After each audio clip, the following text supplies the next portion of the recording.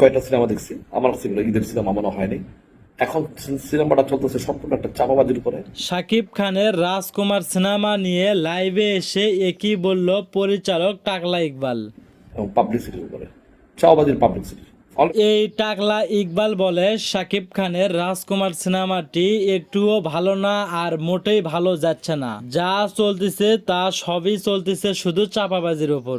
এখন সিনেমাটা চলতেছে সম্পূর্ণ একটা চাপাবাজির উপরে এবং পাবলিক। এই টাকলা ইকবাল আরো বলে, আমি রাজকুমার সিনেমার টিকিট 60 থেকে 70টা ওয়াশরুমে পাইছি। যারা কিনা সিনেমা দেখতে এসে ভালো লাগেনি, তারপরে সিনেমা দেখা বাদ দিয়ে বাসায় চলে গেছে।